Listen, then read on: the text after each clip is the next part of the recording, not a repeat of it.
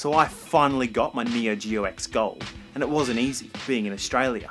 This is actually a US unit, and as far as I know, to get an Australian unit, you need to prove to Blaze and SNK Playmore how badass you are.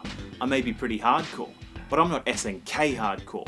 I only got a rating of King of Fighters 12. So I haven't looked at anyone else's reviews on this system yet. I do remember that before the system dropped, there was a massive divide. I mean, obviously it's a cool package, but the biggest question is it worth it?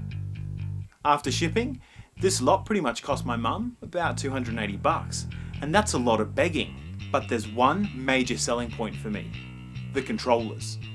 The Neo Geo X ships with one full-sized arcade stick, and it surprised me how light and plastic it was. But after letting a 3-year-old play with it, I gotta say, it's well built and it feels really good to use.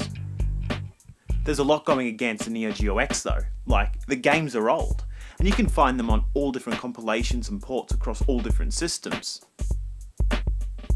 I ended up dropping my money on this because it's something I'm going to use.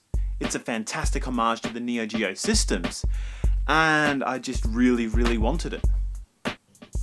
I was going to say overall, it feels a bit cheap.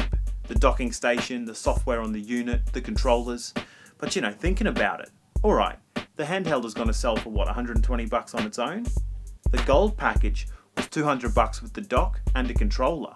So 200, take away about 120 for the handheld, leaves around 80 bucks for this, plus the game card. The controllers went for 50 bucks each, and that seems pretty fair. They might be a little bit light, but they feel good to use. And I'm just a massive fan of them. So the controllers were really important to me, but then again, so was the actual handheld. And I mentioned that the interface feels a little bit cheap, but it's really just there to select a game. There's no capability for web browsing or even a media manager. The hardware on the other hand feels solid, and even though it feels a bit like the Neo Geo CD controllers, these buttons are still smaller, and they really take some getting used to. As far as portable fighting games go, this is one of the best ways to experience them. The battery seems alright, even though I haven't really pushed it to the limits. But for anyone with a 240 volt mains, you won't need any step-down transformers, just an adapter. So, would I be picking up the Neo Geo X handheld on its own? Without a way to use the sticks? I don't think so. Maybe my hands are just too rough from all those street brawls, but I just find the buttons way too small. It's fine for the games like Magician Lord and Mutation Nation, where you aren't trying to pull off tricky combos. But when you need precision, it can get a little bit frustrating. So I didn't actually fall in love with the Neo Geo for the fighting titles. I mean sure, Samurai Shodown helped convince me, but it was the action titles that really got me.